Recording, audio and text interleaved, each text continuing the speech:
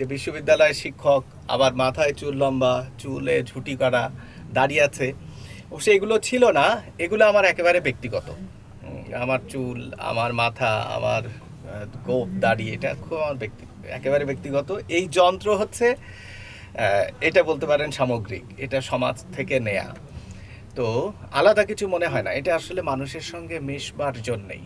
আমি দেখেছি আমার এই সুরতের জন্যে, আমার এই চেহারার জন্যে মানুষ বরং অনেক শ্রদ্ধা, ভক্তি, ভালোবাসা দেখিয়েছে সমাজের সকল স্তরেই, এবং মানুষ খুব কাছের মানুষ মনে করে।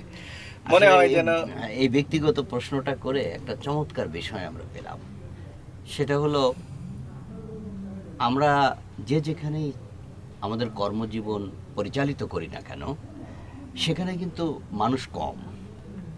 আমি সাধারণ মানুষের সাথে কতটুকু মিশে যেতে পারছি, এই বেশভূষায় চলে আসাটা খুব সহজ কথা নয়, সহজ কাজ নয়। সেই কঠিন কাজটি আপনি করে ফেলেছেন। আসলে এটাই রবীন্দ্রনাথ ঠাকুর বলেছেন, কঠিনেরে ভালোবাসিলাম। এই কঠিন আমি সেই কঠিন। হ্যাঁ, আমি সেটা জানি না, কিন্তু মানুষের মনে হয় মানুষ যেন মনে করে যে খুব কাছের মানুষ। মানুষ এসে একটু বাউল, লোকগান, মানুষের ভালোবাসা, সাধনা, ভক্তি, শ্রদ্ধার সম্পর্কে নানা ধরনের কথা বলতে চায়, এবং বলতে পারি, মানুষের সঙ্গে মিশতে পারি। খুব অচেনা হলেও প্রথম দেখায় মানুষ সেই সাড়াটা দেয়, সাড়া পাওয়া যায়। ফলে আমার তখন মনে হয় যে আমি আসলে সমাজের বাইরে না, আলাদা কোনো জায়গা থেকে না। এটাই মনে হয় আমাদের আসল পরিচয়, বাঙালির যে শেকড়ের মাটির সঙ্গে যে সম্পর্কগুলো, সেটা মনে হয় এই সাধনার মধ্যেই আছে। কারণ বাঙালির সমস্ত সংস্কৃতি, জীবনাচার ছিল সাধনার মধ্যে। আমাদের কৃষি এখনও কিন্তু সাধনার মধ্যেই আছে। এটা কিন্তু লালনের গানের ভিতরেও এই সরলীকরণ বা সহজীকরণের একটি বিষয় আছে।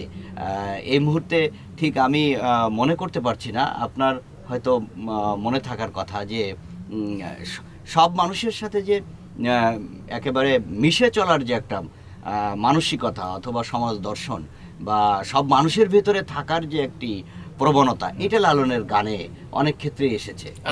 আছে।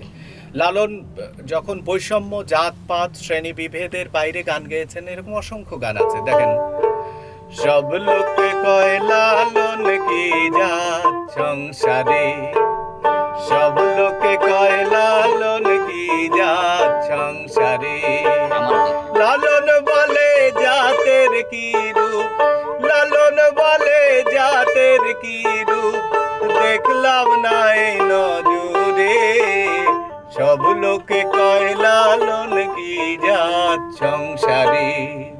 জাতের বিরুদ্ধে তিনি বলেছেন, জাত গেল বলে একই আজব কারখানা, জাত গেল বলে সত্য কাজে কেউ নয় রাজি, সত্য কাজে কেউ নয় রাজি, সবই দেখি তা না না না, জাত গেল বলে।